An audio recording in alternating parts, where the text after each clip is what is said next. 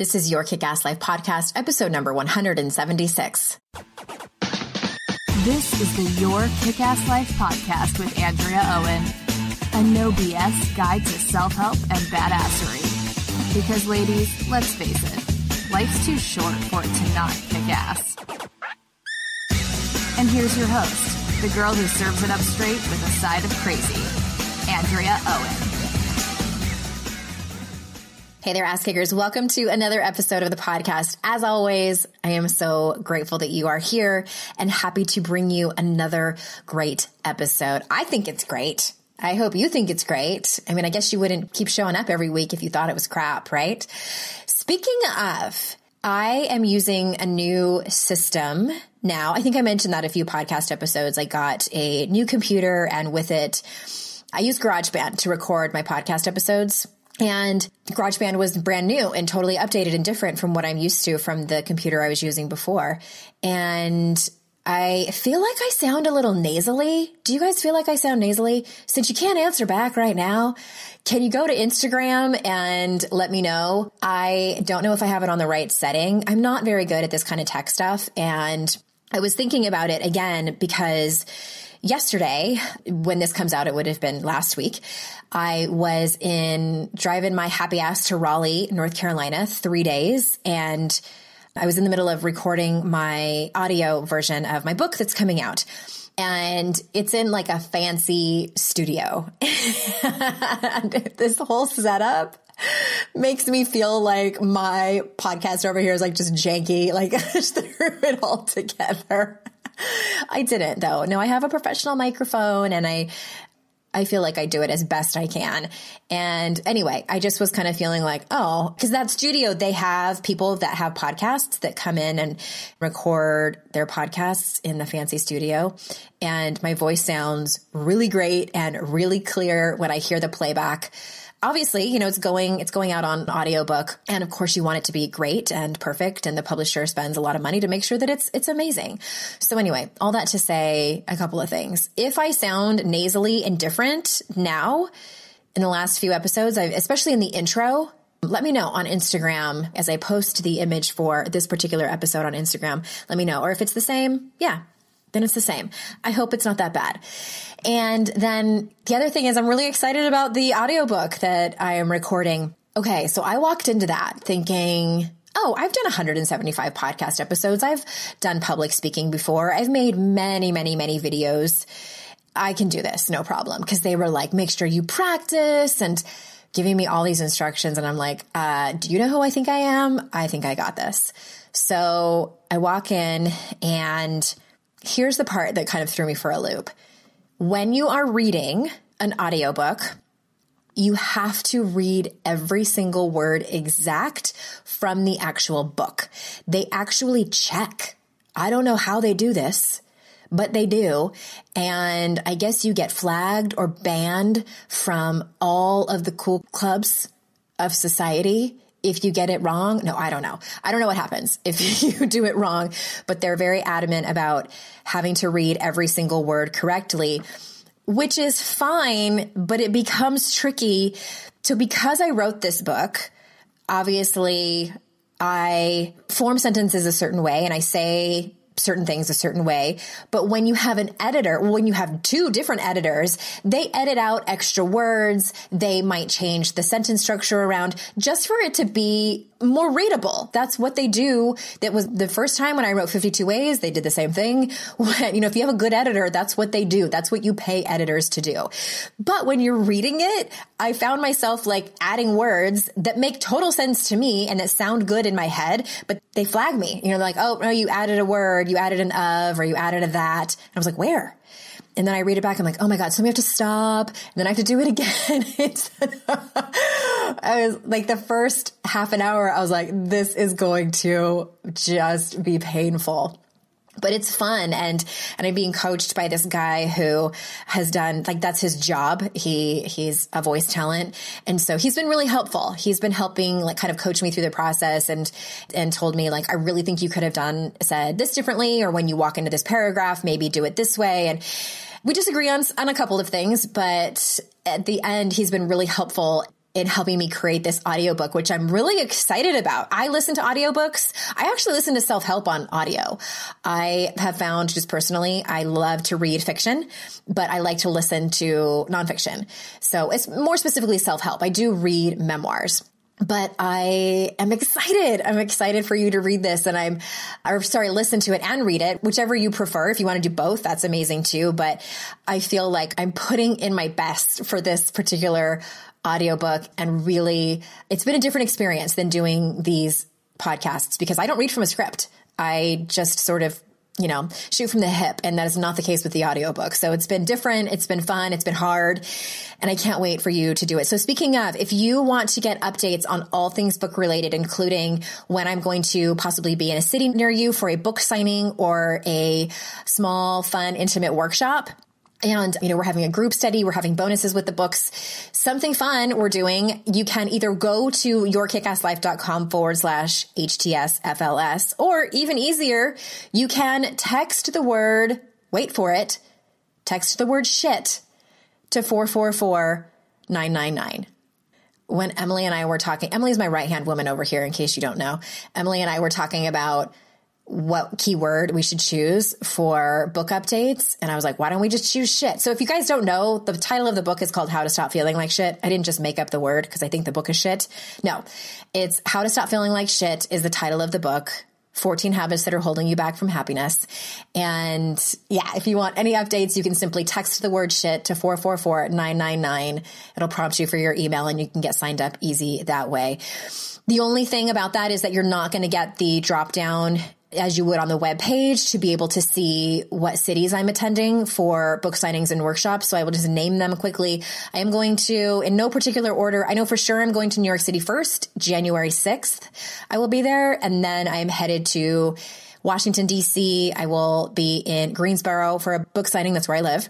I will be in San Diego, Chicago, and Portland, Oregon right now are the for sure's I'm going to be heading to. So if you are near or in any of those cities, you might want to go to the web form to be able to sign up for specific notifications about those events. So on with it, shall we? Very excited to bring you today's podcast episode. Many months ago, I sent out a survey to all of you. Many of you filled it out and said, and a handful of you said you wanted to hear more stories from women who I've worked with. I did one episode long time ago. It's episode 82. I will put that in the show notes for you. But you wanted to hear from regular women, not quote unquote experts necessarily in the field of personal development, but real women with real struggles. All women are real women. I know that, but real life struggles and stories and what they did to change their life. And Janessa Nickell is one of my clients. I've worked with her for many months over this past year. And she'll talk about her struggles in the very beginning and what she was really facing when she decided to work with me privately. And the heart of the work I do is around vulnerability. It's around shame, resilience, and courage. And it's sometimes hard for me to explain what it actually looks like. It's easier to come out of the mouth of someone who's experienced it. And whether you decide to work with me or not, maybe it's someone else or even with a therapist, I want to make one thing clear, that it takes a decision and commitment to the work. It's one thing for me to talk about and tell you tools, but I think it's a different angle to hear about what it actually looked like in someone's life when stuff happened. Because it's not about, whether you're working with a coach or whether you're working with a therapist, it's not so much about the time you're spending in that person's office or on the phone with them. The real work happens in between the sessions and when stuff comes up in your life. Also, at the end of this episode, you'll hear me say that I have room for one more client, and we recorded this a few weeks ago, but that spot has since been taken. I do have room for one more, but not until the first week of December. So if you're interested, that date's coming up. Please fill out the application from the link that you'll hear about. It's also in the show notes, a link to that application. And lastly, before I get into this episode, starting in the fall of 2018, I'm bringing this same work that you're about to hear about into a group program, which you'll also have one-on-one access to me, plus a weekend retreat. I originally thought we would do the weekend retreat in Florida, but now I'm thinking maybe Mexico. I haven't decided yet. It'll be a small group of 10 to 12 women by application only. I already have someone who has told me she is for sure in, even though it's like 10 months out. So if you'd like to be the first to hear about that and have first dibs and an extended payment plan because you'll get in sooner, make sure you sign up for that early notice at yourkickasslife.com/mentorship. So are you ready? Without further ado, here is my conversation with Janessa. Hello, Janessa. Thanks so much for being here. Hey, Andrea. It sounds so professional. I know. It's a little weird. I know it's always kind of awkward, but it's like my podcast voice on. I'm so grateful that you're here and we're willing to have this conversation, and you've been such a joy to work with. And I surveyed, I'm not sure if I told you this, but I surveyed my audience a few months ago. And one of the pieces of feedback that I got was that the podcast listeners would love to hear more stories of my clients and people in my classes, just real stories from real people instead of life coaches and experts in the field. So you're an expert in the field of your life. So what better, person to have on than somebody who's been through this kind of massive journey, right? Would you call it a massive journey? Yes, it definitely feels quite massive. And it's real and it's raw. Yeah, it for sure is. So speaking of, that's a great segue to sort of jump right in. And what I would love to ask is, why did you decide to make a commitment to do this work? And, for those of you that don't know, let me just give a quick overview of the work that I do with my private clients and that I did with Janessa is the Daring Way. And it's the certification I have as a facilitator based on the research of Dr. Brené Brown. I was trained in San Antonio in 2014 by her and her senior faculty by Brené. And that's what I took Janessa through. And so why did you decide to make a commitment to this work? And what exactly was it that you felt that you were ready for?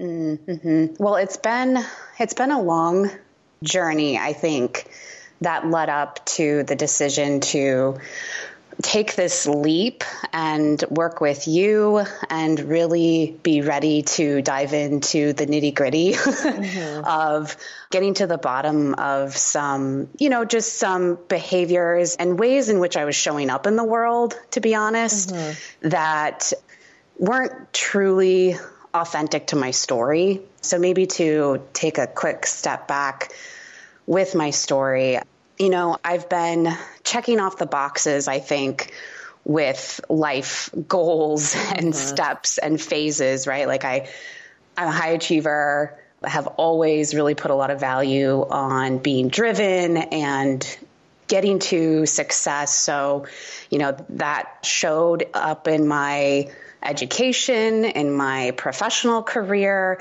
But I got to this point where, although all the boxes felt like they were checked, I was like, why am I still struggling with some pretty deep and, like I said, raw challenges? I actually struggled with an eating disorder for a few years. And, for the most part, like I said, I was able to kind of work through that on my own and in therapy and still have, this outward external success pretty much under wraps. But leading up until the point where you and I started to work together, I actually had a pretty big relapse with that. That was hard. That was challenging. And I think I had just gotten to the point where I realized I can't live like this. So just to clarify, you had a relapse it was binge eating, correct? Yeah, binge eating. And with binge eating comes restricting, right? And it's kind of that cycle of the mentality. Totally. And just that, really it's self-harm and beating yourself up. And so I had a lot of challenges with like my inner critic in that cycle.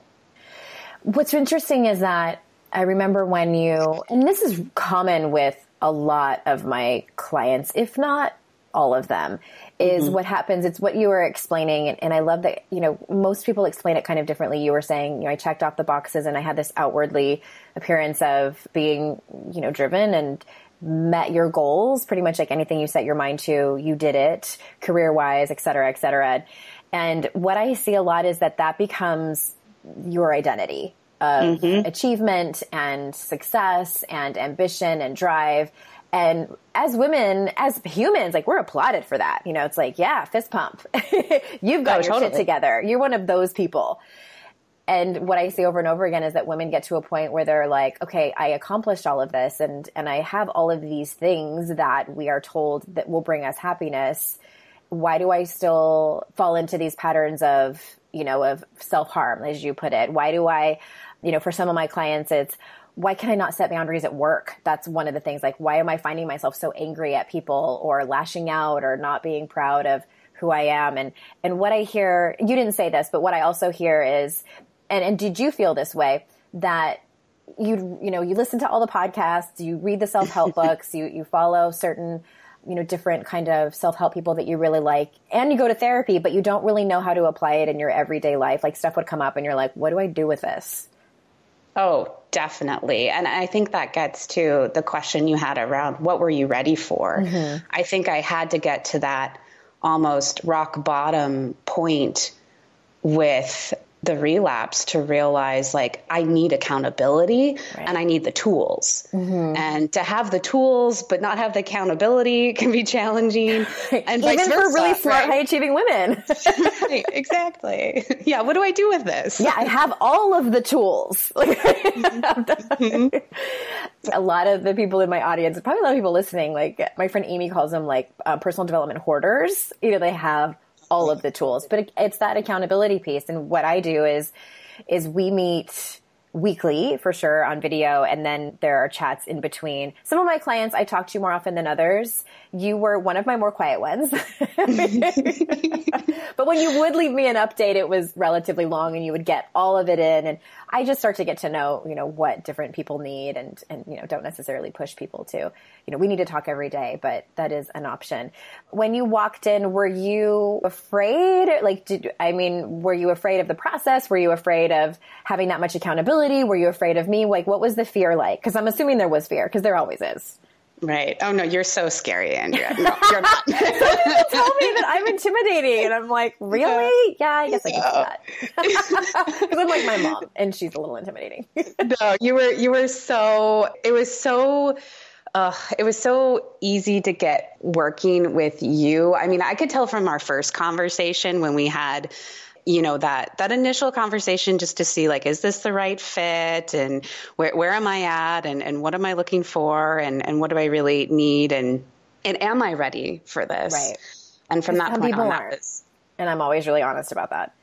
Yes, very important. So I think the fear for me was more around, and I think we talked about this too in that first conversation. I was scared. What did you say? Scared-sighted? Scared-sighted. Yes. One of my very first clients when I was going through certification told me that. She was about to take the bar exam. And so she was scared-sighted, she told me. Scared and excited. That point, I realize now I think it was the fear of the unknown, right? Like, I had some expectations, some idea of what this could be, but I'd never done this type of coaching before, which is different than, you know, like the therapy I'd done before in the clinical sense. So I think it felt like a leap, and I really just needed to push myself over the edge and say, okay, I don't know how this is going to go. I don't know what's going to come of it. It could be, you know, like a huge revelation. It could be small changes. Who knows? But I just need to commit to it. And I think too, just the vulnerability needed to open up. I hadn't had these like the conversations you and I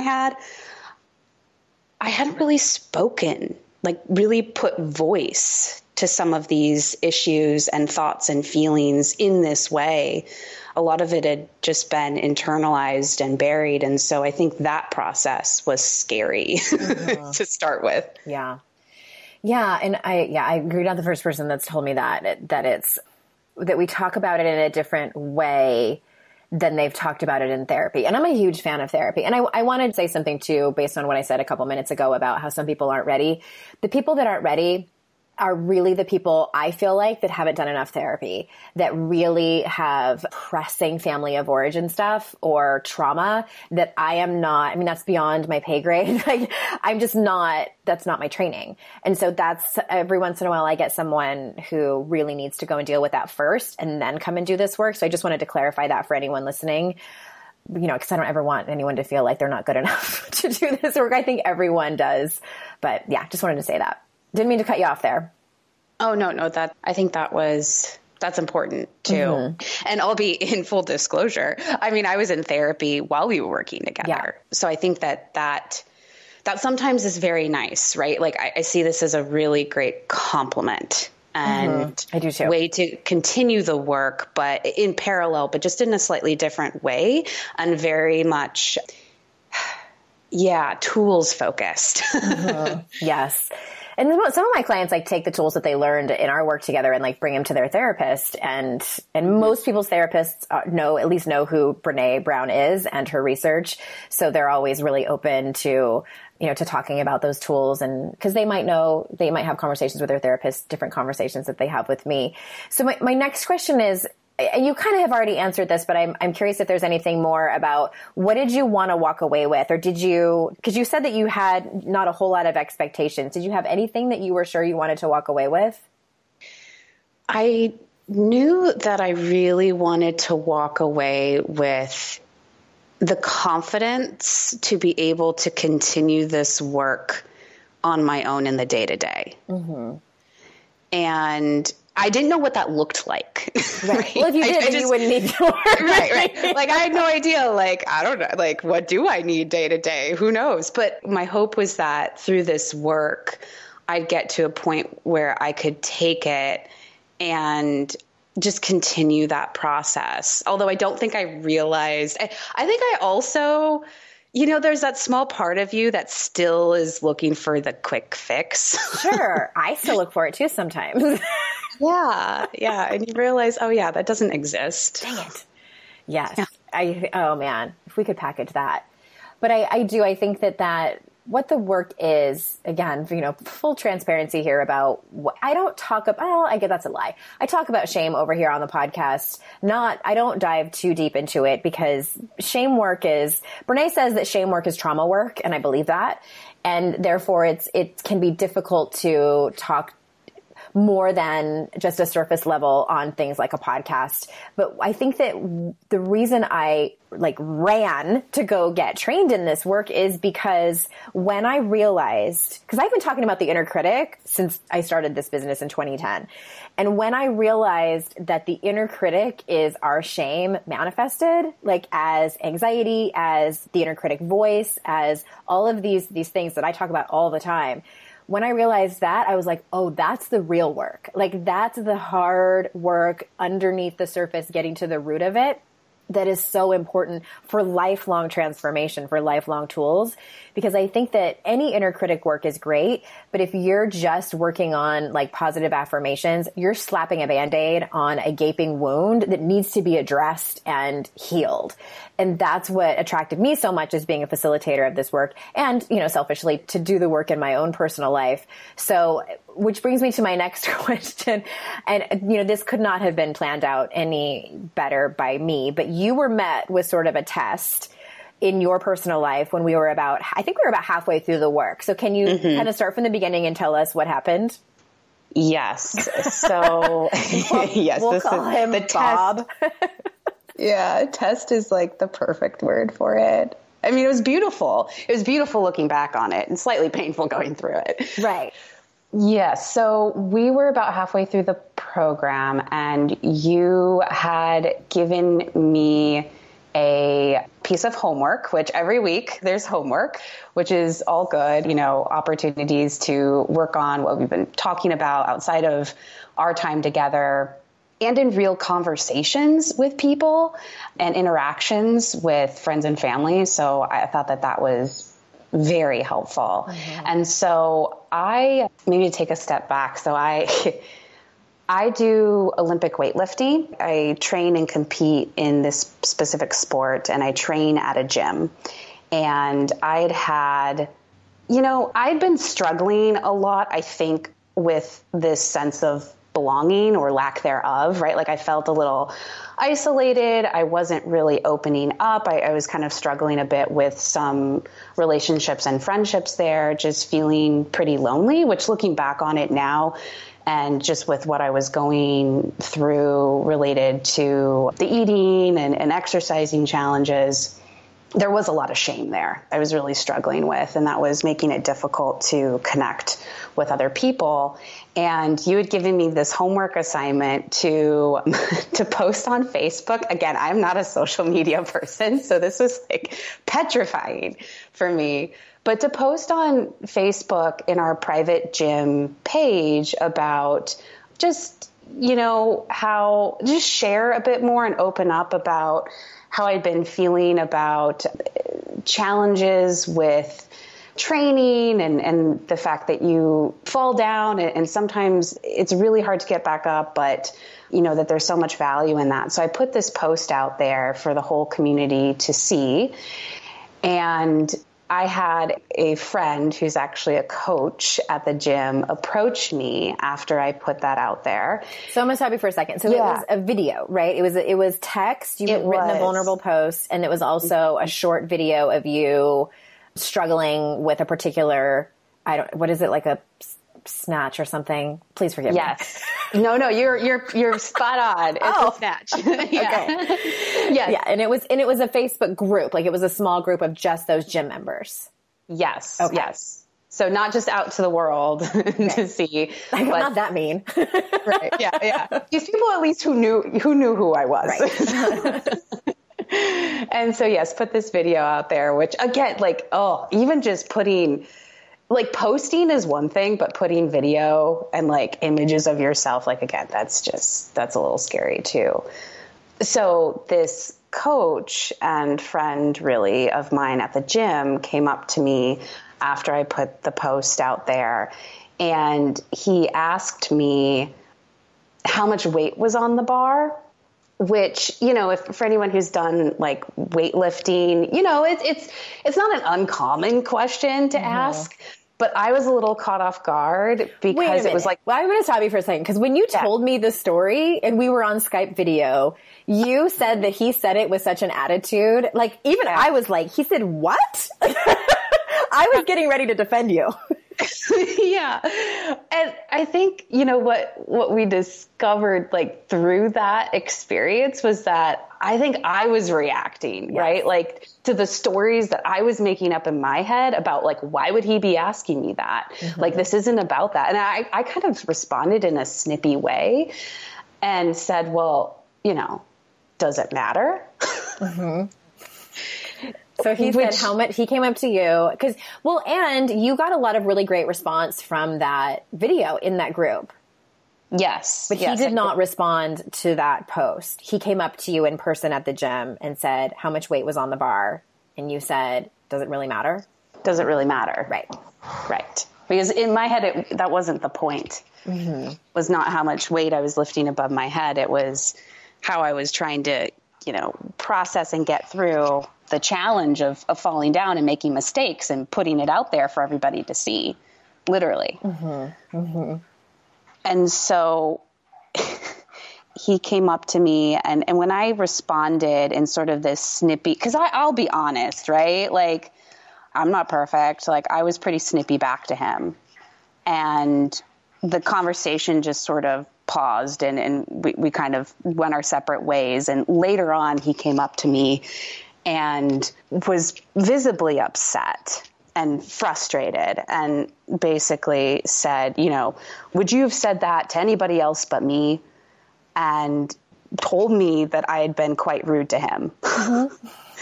Which, I'm not a conflict person. I'm not used to, I was kind of had that jaw drop reaction of, oh my God, what do I say? Yeah.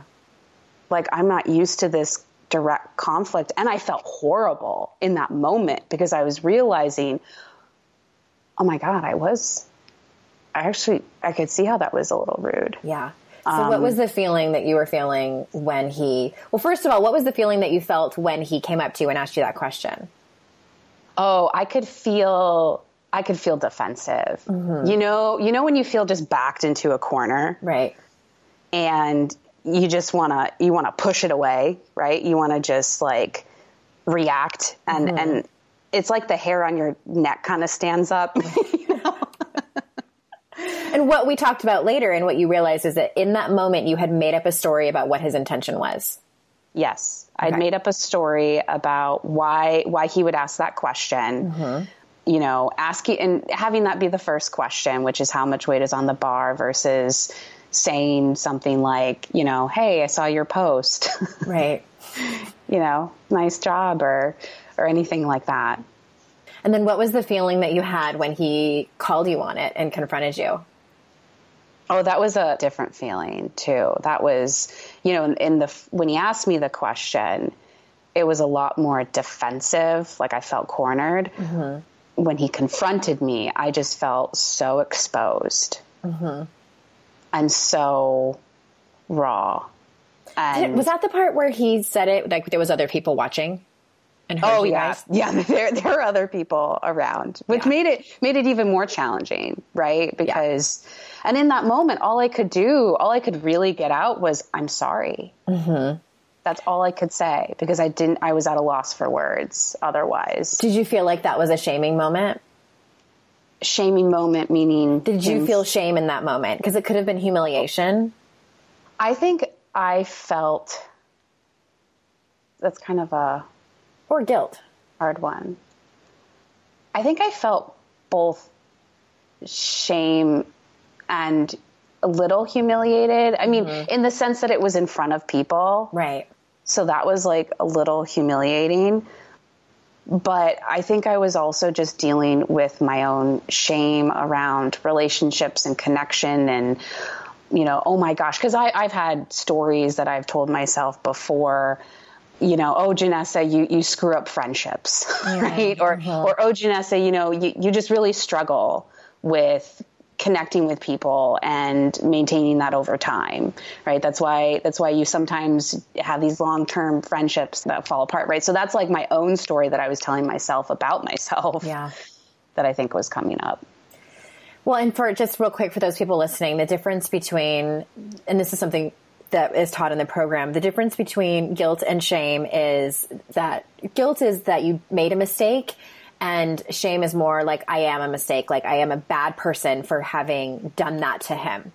And the difference between shame and humiliation, they're very similar physiologically. So we tend to have the same physiological response in our bodies when we feel shame and humiliation. But the main difference is deserving. So if he had said that to her and Janessa thought and felt that visceral wash that nobody likes, but didn't feel like she deserved it at all, that would be more humiliation. But if she had that happen and felt like a terrible person, then that would be shame. And you can vacillate between the two within moments. They're not like hard and fast lines between each of those feelings. You can flip back and forth. So it's, you know, rarely is it ever linear. Okay, so then what happened? So the conversation ended. So the conversation ended, and I conveniently had a coaching appointment with you the next morning. You were like, oh, Andrea. Because I was like, how was the video response? Like all excited for you. Couldn't wait to hear about it. You're like, something happened. Yeah, I was like, I have to tell you about this. And I think I was still at that point in this, you know, I was still trying to process what had happened and wasn't quite sure of like all these feelings that had come up and what does this mean and how do I make sense? You were still angry with him. Oh yeah, I was pissed. Yeah. So then, and I bet he was still with me. What were the conclusions that we came to after we talked that out? So we talked a bit about values. Because I think that's really important, because we discussed, okay, so what are the options here, right? Like, what could I do? I could just let this be, right? Not say anything. Or I could try to circle back with him and have a conversation. And we talked about, okay, so what are my values? What do I think is going to align in action with those. And I really struggled with that, I think, for a couple of days. But I got to the point where I realized, who do I want to be? I want to be the person that if I have messed up, I am going to go back and genuinely say, I'm sorry. Mm-hmm. And I don't know what's going to come of that, right? Like I was also scared to have that conversation with him because I was going to have to be pretty vulnerable and open up and say, hey, I'm just sorry for how that went down and how that happened. And I don't know, he could have responded in anger, mm-hmm. frustration. Mm-hmm. He could be understanding. And so that was a pretty scary conversation. Yeah. But the point of it was that you were showing up, and that can be the hardest part because you have no control over how the other person is going to respond. But the conversation is mostly for you to show up in your value around courage and all these things that make you feel proud of who Janessa is. That's mm-hmm. what's important. And also what we had discovered before we forget about it is that you had both triggered each other. Yes. That happens all the time in friendships, in romantic partnerships, at work. Yeah. Mm-hmm. Yeah. Stepping on each other's. Yeah. Shit. Each other's. Exactly. Exactly. Okay. So then what did you decide to do with that? Did you decide to say nothing or did you decide to go and circle back with him? I decided to circle back and have that conversation. And I felt like I wanted to throw up as I was walking towards him. Mm-hmm. But I knew that was, again, the action that was going to align with my values and how I want to show up in the world. And so I approached him and I said, hey, I just want to say I'm really sorry about how I responded and how that went the other day. And I was so surprised by how he responded because he immediately said, hey, I'm sorry too. Mm-hmm. And he explained to me how, especially since he's a coach, like he's a friend, but he's also a coach in this community. He just really wants to connect with people. And so when he feels like someone's pushing back against that and doesn't want to connect, that's hard for him. He took it personally. Mm-hmm. And he took it personally. And I think that was the moment when I realized, like you said, like we were totally just stepping on each other's shit. Mm-hmm. Mm-hmm. Yeah. Mm-hmm. And this happens all the time. And rarely does anybody circle back, or it just escalates from there. And it's really interesting. I think what's so important is, I want to outline a couple of things that happened, is that we had the conversation where, and I do this with all my clients, like you lay out your choices. Like you can either say nothing and it'll eventually go away, but you probably won't forget about it and things will be awkward with him. Or you could, there are a couple different choices, or you could go and circle back with him and actually say something. Or you could, like, what I think a lot of people might have done also is gone into, and we call this shame shields in the work, is like people pleased and like brought him some protein bars or I don't know, like whatever, right? Like kissed up kind of, and just been like extra nice in order to like try to say you're sorry without saying sorry and having that hard conversation. That happens a lot. Or you could have even like tried a lot harder at the gym to like make up for what you did. It's like we do all this like really stupid behaviors. Or you could have just tried to engineer your schedule so you didn't see him. Mm-hmm. Avoid. Mm-hmm. Yeah. Mm-hmm. All the behaviors that get uncovered when we do this work together. Well, and the fact that this just aligned so perfectly, right? And unfolded so perfectly with all the work that we were doing. It was almost a little shocking, like, wow, this is it. This is why this is so important and so important. Yeah. And I think it's important to sort of underscore what you were saying is that he could have responded not very politely. He could have been like, yeah, you were a real bitch, and mm-hmm. walked away. And then you would have had to contend with that. You would have had to walk through that pain and probably some more shame and humiliation. And then, but knowing that you did circle back and cleaned up a mess that you had made, and that the rest of it is on him, because that his response is his. Mm-hmm. Ouch. Yeah. But it did work out well. And I just was so incredibly proud of you for doing it, even though, and you didn't throw up. You could have. I'm sure they have like trash cans around there for that happening at that time. I didn't throw up. And we actually hugged at the end of it. That's so, awesome. and our relationship, our friendship now, I mean, this was weeks and weeks ago now. And so now our conversations are totally fine. Mm-hmm. Mm-hmm. That's so, I mean, like I was saying before you told the story, like I could not have planned that out any better. You know, like hired actors to do that. You're like, am I being punked? Exactly. Oh, well, what was your biggest, and, you know, if you have more than one aha moment that you had from our months of working together? Oh, I think there are a couple, and they're related.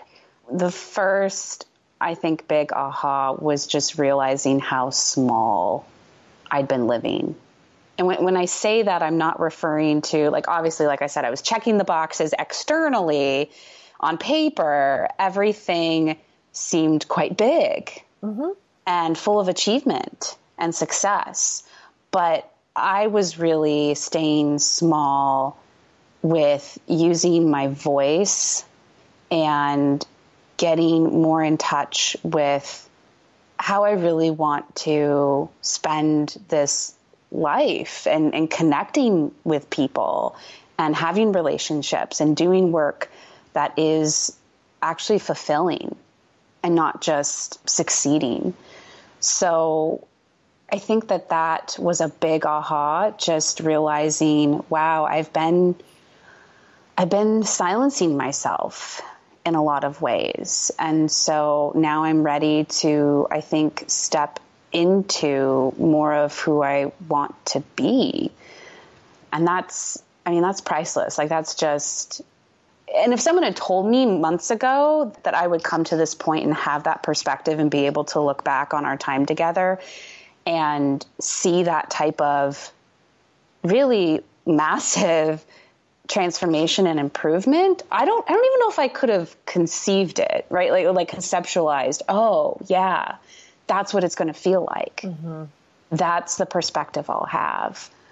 And it really pushes me to just take more risks, I think, and put myself out there more and just show up. And I think especially in our environment, right? Politically, socially, like with everything going on. I mean, you and I have talked about this, right? Like more and more women, we need to step up and own our voices.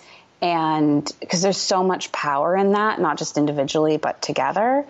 So I think that's been huge. And the second point that's related to that is it's not a momentary fix or change.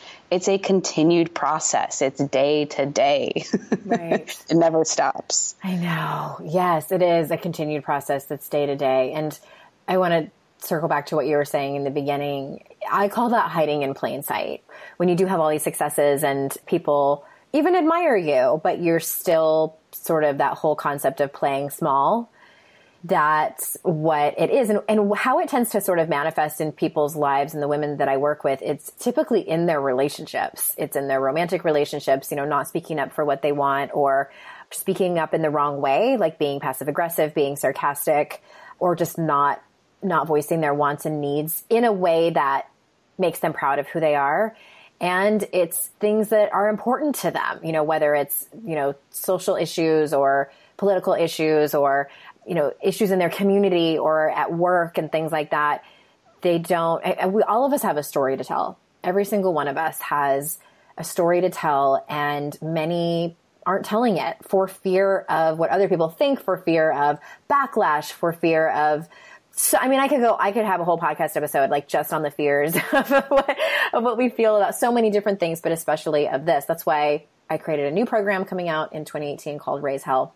I'll talk more about that later, but that's what it's about. It's about rising up, and that's going to look different for everyone. And I don't expect everyone's rise to look like yours. I don't expect everyone's rise to look like mine, but it's time. Like, it's long overdue. And I think for women to do that it's an act of revolution. I don't use that term lightly, but it is an act of revolution for a woman in our culture to stand up for herself and to be vulnerable at the same time as standing in her own solid foundation of who she is.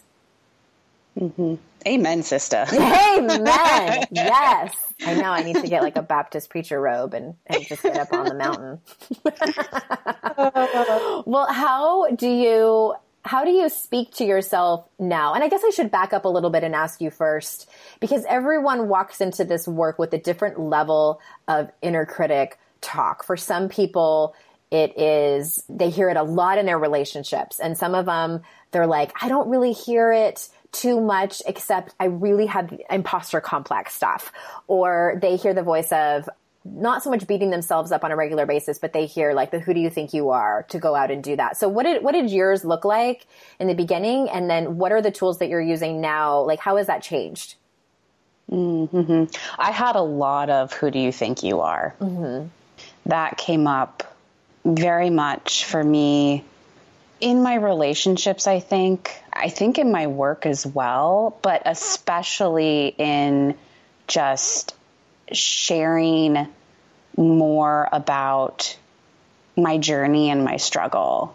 And I think that with this journey with training and competing with Olympic weightlifting specifically, I had a measure of success, and the who do you think you are really came up with that, because it's like, well, then how do you maintain that? Mm-hmm. Who do you think you are, to want to have these goals and try to continue on this journey in this way? I mean, you're this person who struggled with an eating disorder, or like, I've also had it come up in, even just with thoughts of doing my potentially own nutrition coaching or any sort of coaching down the road. Well, who do you think you are? Like, you came and you've gone through so much mess, mm-hmm, right? Mm-hmm. And that's been challenging. And I think I wasn't fully aware of it. Like you said, I wasn't tuned into it. Right. It was almost just this record always on play in the background. Mm-hmm. And through the work, I just started to, I think the first step is really becoming aware of it. Right. And noticing it and observing it and realizing, oh my God, that's where it is. That's the thing that's been holding me back. Yeah. Exactly. And I think now, in addition to being able to know when it's happening, it's having the tools and the courage and the commitment to say, okay, so I'm going to acknowledge it, because I don't want to stuff that either. Mm-hmm. I need to acknowledge that it's happening. But how am I going to respond? And I'm going to respond to that from a place of self-compassion, meaning, I'm not alone in this. Everybody struggles with this. This is not my singular experience. And, being kind with myself to say, okay, because you could also start beating yourself up about beating yourself up. Yes, I have a name for that. I call it the ultimate ass kicker. It happens all the time. Mm-hmm, mm-hmm. When you start to uncover the behaviors and the self-talk, it happens with almost every single one of my clients. They're like, oh my God, I'm so screwed up. How am I going to ever get out of this? It feels like such an uphill battle. It's like you can see how long the path is. Mm-hmm. And I had struggled with that, just this story around, well, I'm broken. Yeah. Mm-hmm. I'm broken, right? And even I'm even broken with how I'm broken, right? Like, how I'm dealing with this. But now it's so different. It's like, oh, okay. And I want to treat myself like I would treat a close friend, mm-hmm, right? Like, I wouldn't shame her or say some of the things I've said to myself. So that has really shifted. Yeah. And that's part of the work that we talk about. I believe it's sort of early on, is you mentioned a couple things. It is that element of self-kindness and common humanity is what when you were talking about, my feelings aren't unique, because that just causes massive loneliness and isolation. When we think that nobody else has these problems, we think that no one else struggles at the gym. We think that no one else struggles with self-harm, et cetera, et cetera. And it's like, what I hear is like, logically, people know that other people do, but it's the feeling of loneliness. It's the fear of putting those issues out there the fear of judgment, the fear of so many different things again. And it's the knowing that you are, and this comes from Kristen Neff's research, that your problems are just like everyone else's. The circumstances might look different, but the feelings that underpin them are all the same. And that can help with learning to be more kind and compassionate to yourself. And I'm assuming you can agree with me, because this has been my experience of, 11 years into this, is that self-compassion and self-kindness are a constant practice. Constant. Mm-hmm. Oh, yes. Every day. Yeah. And it's not that those thoughts go away, the negative self-talk, the who do you think you are, but the goal in this work, and I think that this is what you're getting at, is that you see it coming more quickly instead of it just being this background music that you've gotten used to hearing it. It's as if it's sort of like you can get out in front of it and like be the DJ. It's like you can like take the record off. I don't know why y'all still have records, but I'm just making up with the records. But and hear it like, oh, there you are. I'm going to put a different song on. Like I'm going to intentionally change this. Would you say that's pretty correct? Yes. Yes. I think getting ahead of it, when you aren't able to get ahead of it, still being compassionate in that moment and recognizing, oh yeah, that did happen. And I did have that behavior and I fell down again, like shit. Yeah. I let that run away from me. Yeah. And too, and going back to that story that happened to you at the gym with that coach is that was a trigger. And that's another thing that we do in this work is like really getting to know what your triggers are. And that was one for you. And all of us have them in different areas of our life. We have them in our romantic relationships or dating. We have them in our friendships. We have them at work. We have them with our body and appearance. Parenting, if you're a parent, they exist. And if you don't know them, like whether you know them or not, they're running your life. And if you don't know them, you can't, get ahead of it. Like you can't, I hesitate to use the term take control, but you can't work on it, I think is what I'm trying to say. So when you know what your triggers are, for you, it's someone asking you like, oh, how much you bench? But it's so I find it so incredibly helpful to know what your triggers are and be able to be intentional and just be aware of what's happening before we let it run away from us. Mm-hmm. Yeah. Well, and then I want to close with you telling everyone, because I gave you a creative project assignment that will go down in history as like one of my favorite sessions I had with you, and just like seeing you talk about this. So I gave you the assignment, and what did you tell me you wanted to do? Well, first of all, it was really hard to even tell you. I think I fumbled for a while, like, I don't, so Andrea, I think I really, I'm like, what?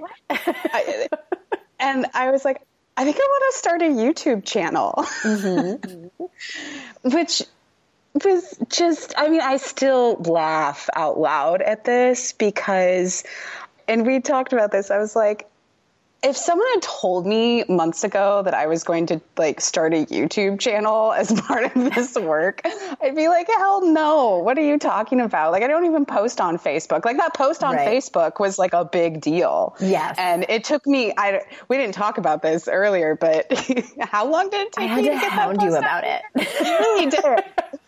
I was totally hiding. I was totally like, maybe this will just go away. Nope, it won't. Andrea's boxing me again. She wrote it down. Yep, that's the homework. So it was so bizarre to come to that realization that that's what I wanted to do. But now that I think about it, it makes a lot of sense with just wanting to share story. Mm-hmm. And I think story is what is so powerful. Yeah. Well, and I think you're not giving it enough credit as I think it deserves. Okay. So let me tell everybody the story from my end is that I'm like Skyping with you on video and I asked you what it is. I had no idea. Like you could have told me you wanted to go beyond, so you think you can dance. Like, I don't know what your creative thing is. And so you told me that you wanted to, so you have a background in film, right? Like wasn't that part of your I did. Yeah. So back in college, I took a film class and I had planned out to do this whole senior thesis project as a film project for a creative thesis. And I was living abroad and doing research, and I brought I took the class, I bought the equipment, I went abroad, and I got there and I just totally chickened out. Right. To be honest. Yeah. Let your inner critic get a hold of you. Like the whole who you think you are won out. Exactly. Okay. Yeah. Yes. Like, who do you think you are? You only took one class. Like you're not a film person. Mm-hmm. Okay. So that's what we discovered. But for me, from where I'm sitting, and maybe anyone can relate who's witnessed somebody do this, talk about something that they're passionate about, that they're excited about. Like your whole face flushed, like your arms were moving around. Like I don't know if I've ever in all of the time we had together seen you that excited about something. Mm-hmm. And I was like as a facilitator of this work, as a coach, and I'm like, those are the moments where I said, you have to do this. Like there's no other choice. Like I will live and breathe that you, Janessa, will do this project. I mean, even if it's just for yourself, I think that's kind of what we came to, is like, you don't have to just do the thing, but I think you wanted to, you knew you would post it on YouTube and even to your Facebook page. So that's what you did. And you started a YouTube channel telling your story. Mm-hmm. You got into it. Yeah. Yeah. And I'm still terrified by it. That's the funny thing, is it's like a roller coaster, right? Because you're climbing, right? You're climbing up and it's exciting and, it's thrilling, but then you want to throw up at the same time. And you take this big leap, and it's fun, and then you post it, and then you're like, shit, it's out there again. Yeah. So it is this up and down, but I think that's the richness and the contrast that I hadn't really been experiencing in my life recently over the last few years, right? It takes the ups and the downs to find that depth. And I think too, that is such a theme in this work. And tell me if you agree. And Brene says this all the time. And I do think it's sort of like the foundation of this work is the fact that you can be brave and afraid at the same time. And that's what courage is being brave and afraid at the same time. I mean, that creative project really sums that up, don't you think? Oh, yes. Mm-hmm. Because if you would have waited for you to have and that's what a lot of people do, and maybe people listening can relate to that. It's like, well, I'm going to do that thing, whether it's a creative project, whether it's starting to date again, whether it's starting to go to the gym again, anything, I'm going to do that when I have the confidence. And newsflash, you're not ever going to have it. You can't buy it. You can't manifest it. It's not. The confidence comes with doing vulnerable and scary things. And that's how we gain confidence in having hard conversations. That's how we, things like asking for a raise or going after a promotion or asking someone on a date, initiating sex with our partner, asking for counseling with our partner. It's all these things that are so fucking scary that we just have to walk through them and rip the Band-Aid off and sometimes throw up in the process in order to gain some confidence. It's not always going to work out, but I think it's also that knowledge that our brains, because what's happening, you guys, is our biologically, our brains think that we will die, or that we'll get so rejected from society that then we will die. So it's your brain is just trying to protect you, but I know y'all are smarter than that. We need to be aware of that and go out there and be vulnerable. And that's what that creative project represented so much, is your courage and your vulnerability and you telling your story and all of that. Mm-hmm. And I'm surviving. You made it. And you're here to tell the story. Mm-hmm. Mm-hmm. And you made more than one video. You kept going. Yes. And we'll keep going. So that's exciting. And you put it out to people that matter to you, on your personal Facebook page. And the response was what? It was very positive. Yeah. And that's been great, and I really, when people have approached me to open up in person about their own struggles and their own story, that is just, I'm so humbled by that. Mm-hmm. Because that makes me realize oh my God, yeah, this is the genuine connection, right? Yeah. This is just cutting through the crap to say, yeah, I'm struggling, you're struggling. I see you, you see me. Right. Yeah, absolutely. It is it's that human connection. And sometimes it's on a bigger scale, with social media, and sometimes it's on a smaller scale. And I don't want people to think like that's all the work that we do is like, you just put a bunch of videos out on social media and have those like heartfelt connections. It is also the one-on-one connections with, sometimes it's conversations with a parent or a partner or, a coworker, friends, a lot of times. And also I was reading when I saw you posted on your personal page, a lot of people were inspired. And I think that's a huge bonus that you're inspiring other people. Mm-hmm. Yay! Yay! I'm still working on like that feels a little uncomfortable, but I'm working on it. Yeah. I'm like, yay. Oh, I guess. Oh, like shrugging emoji. Yeah. Well, I'm so glad I had you on because I know that like you consider yourself an introvert. Is that fair? Yeah. Yeah. And I know that when I asked you to come on here, you were like, yes, and I'm terrified. Yeah. So thank you. Thank you. I only have like 2 listeners, so it's fine. One of them is my mom. The other's mine, so it's all good. No, but thank you so much. And I will link up to your YouTube channel so you can even be more scared. Oh God. Yeah. And just thank you so much for being brave and for coming on here and for doing the work and telling more people about it. It's difficult for me to put it into words what this work is. And it's important work. And I know that it is not an easy decision for people. It is an investment in both time and energy and emotion and finances. So I don't take that decision lightly for people who want to come on board. And for anybody who's interested in that, I have 1 spot open right now. And you can go to yourkickasslife.com/daring. That's where the info page is, and you can fill out an application. All the information is there. You can fill out an application. That application comes directly to me.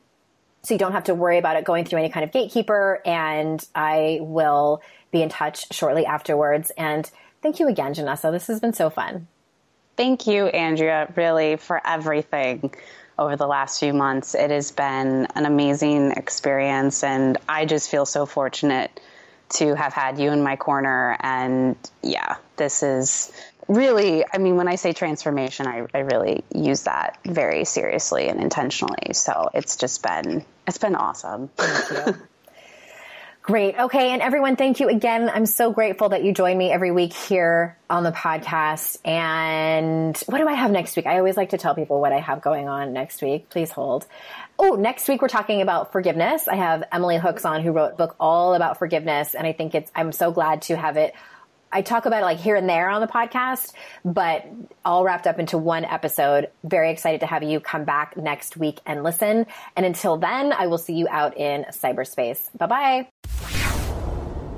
Hey, ass kickers, you know it would help me out so much if you left a rating and review for this podcast. Your Kick-Ass Life podcast will always be free to you, and to help me get more awesome guests and to spread the word, it helps tremendously if you leave a rating and a review. Now, they don't particularly make this super easy to do, so I'll help you out a little. If you're in iTunes and you're on your phone, when you are in the podcast app, you need to search for Your Kick-Ass Life podcast. I know, even if you're subscribed, this is how you do it. So when you search for it and you see it come up, click on the cover art, then towards the top where it says reviews, click that, scroll down a tiny little bit, and then click write a review. Stitcher is a bit easier if you're on Android. The easiest way I found to do this is to type into Google, Stitcher.com, Your Kick-Ass Life, and voila, my podcast should pop up as the first link. Scroll down and click write a review. That's it. Thank you so very much. You have no idea how much it helps me when you do that. All right. I'll see you next time. Bye-bye.